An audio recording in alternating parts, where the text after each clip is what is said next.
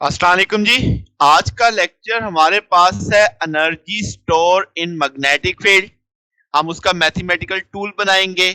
फिर हम देखेंगे कि एनर्जी जो स्टोर हुई मैग्नेटिक फील्ड में, उसमें मैग्नेटिक फील्ड की कैसे आपके पास कितना क्या रेशियो है, स्क्वायर के लिहाज से है या सादा डायरेक्टली प्रोपोर्शनल है। तो in term of magnetic field भी टूल बनाएंगे। फिर हम एक टर्म बोलेंगे एनर्जी डेंसिटी, कि भाई आप पर यूनिट वॉल्यूम एनर्जी कितनी स्टोर कर पाते हो। तो जनाब ये हमारे आज के बेसिक आउटलाइन है। तो आज की मेन हेडिंग है मेरे पास energy store in magnetic field. Let's say हम क्या करते हैं कि आपके पास एक सर्किट कंसीडर करते हैं। इस सर्किट के अंदर आपको एक बैटरी दिखाई दे रही है, आपको रेजिस्टर दिखाई दे रहा है और एक इंडक्टर दिखाई दे रहा है। ठीक है, एक्स वाई जी उसी तरीके से आपने इसमें 3 पॉइंट्स मेंशन कर लिए हैं। बैटरी से करंट चलेगा तो अब आपके पास पोटेंशियल चेंजेस आएंगी सर्किट के अंदर। तो हम जानते हैं किरचॉफ के रूल के according sum of all potential changes should be equal to 0। तो जनाबे वाला अब हम देखें तो आई रेजिस्टर में से गुजर रहा है तो आपके पास लॉस होगा। तो पोटेंशियल ड्रॉप कितना होगा, आप लिखोगे माइनस आई आर। फिर इसी तरीके से जब आप इंडक्टर से गुजर रहा होगा करंट, तो वहां पे करंट चेंज होगा, फ्लक्स चेंज होगा, ईएमएफ आएगी। तो वो ईएमएफ मेरे गुजरने वाले करंट को अपोज करेगी, यानी उसकी वजह से करंट में जो चार्जेस गुजर रहे हैं उनका पोटेंशियल ड्रॉप होगा। तो वो उतना ही होगा जितनी इंड्यूस ईएमएफ आएगी। तो that is equal to minus L D I over D T. फिर आपके पास हम z से x तक जाते हुए गेन करेंगे तो प्लस के साथ ईएमएफ आ गया जो अप्लाइड सोर्स का था। तो जनाब वाला यहां से दो नेगेटिव के फैक्टर हैं, दूसरी तरफ ले जाएंगे तो पॉजिटिव में आ जाएंगे। अब मैं इक्वेशन के लेफ्ट और राइट दोनों तरफ आई से मल्टीप्लाई कर देता हूं। तो आपकी इक्वेशन बन गई E I plus I square R plus L I D I over D T. अगर आप इन टर्म्स को समझना चाहो तो पहली टर्म है ई आई। ये क्या है, ये वो पावर सप्लाई है जो सोर्स कर रहा है, यानी power supplied by the source of EMF के, ईएमएफ के सोर्स ने कितनी पावर सप्लाई की। ठीक है, तो आपके पास इसका मतलब आपने देखना है कि आप के पास जो ईएमएफ डिलीवर हो रही है सर्किट के अंदर, तो अब वो आपने इसमें उसकी रेट देखना है कि चार्जेस को कितनी एनर्जी कितनी देर में मिल रही है। समझ आ गई बात कि आपके पास बैटरी जब चार्जेस लो पोटेंशियल से हाई पोटेंशियल पे जाएंगे तो एनर्जी गेन करेंगे। तो वो कितनी देर में वो एनर्जी गेन कर रहे हैं, that is equal power supplied by the source of EMF.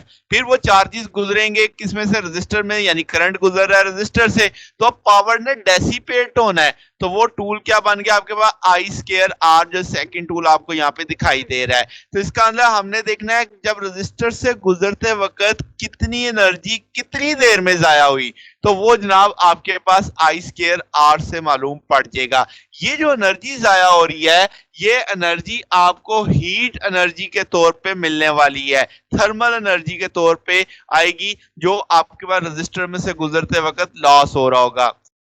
फिर आपके पास क्या है जनाब, थर्ड टर्म है L I D I over D T है। तो अब आप कहोगे कि पावर जो आपके पास इंडक्टर में डेवलप हुई किसकी वजह से, करंट के चेंज की वजह से, यानी जब आपके पास लूप में करंट चेंज आ रहा था तो वहां पे अब आपके पास जो पावर डेवलप हुई इंडक्टर से वो L I D I over D T है।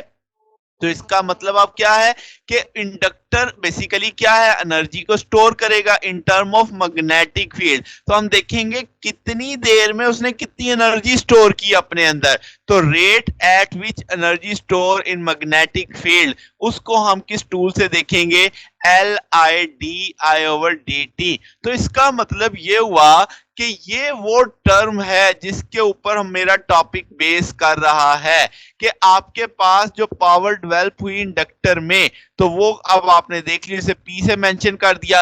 अब हम जानते हैं पावर क्या है, रेट ऑफ आपने पास जो एनर्जी स्टोर है डिवाइडेड बाय टाइम। तो अब आपने पावर की जगह इस तरीके के लिए कर दी, डी टी से आप कैंसिल कर सकते हैं, डी यू बराबर आ जाएगा एल आई डी आई के। अब आपके पास एल चूंकि कांस्टेंट है, इंडक्टेंस कांस्टेंट होती है, इंटीग्रल ले लेंगे करेंगे तो आप लिख पाओगे कि एनर्जी इक्विवेलेंट आ जाएगी L 1/2 I स्क्वायर, इंटीग्रल का आंसर आ जाएगा, I के आगे डेरिवेटिव मौजूद था तो एक पावर बढ़ेगी, उसी पावर से डिवाइड कर देंगे, तो इक्वेशन 1 बन चुकी है हाफ LI स्क्वायर। तो अब ये जो एनर्जी का टूल बना मेरे पास, इसके अंदर आप देखो इंडक्टेंस है, करंट है, इसमें मैग्नेटिक फील्ड का जिक्र नहीं है, मगर ये वो एनर्जी है जो हम कहेंगे कि इंडक्टर में स्टोर हुई, और ये किसकी लैंग्वेज में आ रही है, ये करंट और इंडक्टेंस की लैंग्वेज में हम समझा पा रहे हैं कि आपके पास अगर किसी जगह किसी इंडक्टर में एनर्जी स्टोर निकालनी हुई तो 1/2 LI स्क्वायर से निकाल पाएंगे। तो अब मैं क्या करना है, मुझे इसमें मैग्नेटिक फील्ड चाहिए, तो मैं क्या करता हूं कि इस टूल के अंदर क्या कर देता हूं, अब आप कहोगे अगली हेडिंग क्या है, magnetic energy in term of magnetic field. अब आपको समझ आ रही होगी इस हेडिंग की, क्योंकि जो टूल मैंने बनाया है इसमें मैग्नेटिक फील्ड नहीं है, मुझे इसके अंदर मैग्नेटिक फील्ड का कंसेप्ट लेके आना है। तो हम जानते हैं सोलिनॉइड के लिए कि आपके पास B equal to mu naught NI होता है, यहां से I किसके बराबर लिखा जा सकता है, B over mu naught N के।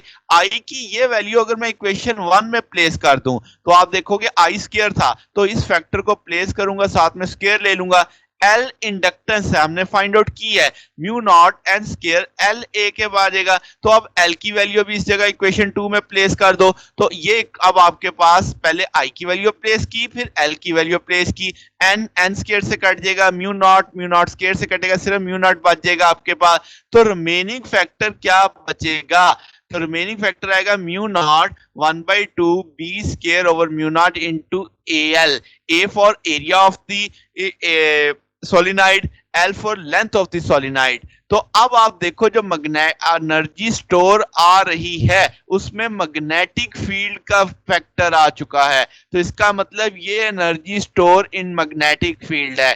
तो जनाब 1/2 आपके पास B square over mu naught into AL, that is the relation के energy store in term of magnetic field. अब अगर मैं एनर्जी डेंसिटी का जिक्र करूं तो वो होती है एनर्जी पर यूनिट वॉल्यूम, तो इस टूल में से AL को दूसरे एंड पे ले जाओ तो आप कहोगे एनर्जी डिवाइडेड बाई AL यानी एनर्जी पर यूनिट वॉल्यूम, तो वो इक्विवेलेंट किसकी होगी 1/2 B square over mu naught के। तो इसका मतलब अब आप फाइनल बात ये कर सकते हो कि एनर्जी स्टोर हुई है किसके अंदर, मैग्नेटिक फील्ड के अंदर। बात समझ आ गई? तो सारी बहस का मतलब ये हुआ कि हमने साबित किया कि मैग्नेटिक फील्ड में भी एनर्जी स्टोर होती है। ये बिल्कुल मामलात वैसे ही है जैसे कैपेसिटर के अंदर एनर्जी स्टोर होती है बिटवीन इन इलेक्ट्रिक फील्ड, दो प्लेटों के दरमियान में जो इलेक्ट्रिक फील्ड थी तो वहां पे जो एनर्जी स्टोर होती है। तो अब आपको पता है कैपेसिटर एनर्जी स्टोर करता है इन इलेक्ट्रिक फील्ड, तो इंडक्टर एनर्जी स्टोर करता है in term of magnetic field. तो ये बात अब आपने समझनी है। तो जनाब अगर हम इसको समझें कि इसकी कोई प्रैक्टिकल एग्जांपल देखें, अगर दो वायर्स हो पैरेलल वायर, उनमें करंट जा रहा है सेम डायरेक्शन में, हम जानते हैं जब करंट सेम डायरेक्शन में होता है तो वो अट्रैक्ट करती हैं, हमने ये टॉपिक पढ़ा हुआ है। तो जब आप उन्हें अलग अलग करोगे तो आपको वर्क करना पड़ेगा, तो आपका वर्क स्टोर हो जाएगा, ठीक है। तो हम कहेंगे कि आपके पास जो एडिशनल स्टोर एनर्जी है अगर आप छोड़ेंगे तो वो वापस अपनी ओरिजिनल पोजीशन पे चली जाएंगी। तो इस तरीके से आप कंसेप्ट ले सकते हो कि जनाब आपके पास करंट कैरिंग वायर के जो स्ट्रॉन्ग जो मैग्नेटिक फील्ड होती है, तो अगर आप उनको सेपरेट करोगे तो आपको वर्क डन जो होगा वो उसके अंदर सराउंडिंग में आ जाएगा। ठीक हो गई बात जनाब? तो ये आज का टॉपिक था। अगर आपको इसमें कोई बात पूछनी हो तो आप कमेंट्स कर सकते हैं। वीडियो अच्छी लगी हो तो वीडियो को लाइक कीजिएगा, दोस्तों के साथ शेयर कीजिएगा और चैनल को भी सब्सक्राइब कर दीजिएगा। बाकी इंशाल्लाह फिर नेक्स्ट देखेंगे। ओके, अल्लाह हाफिज।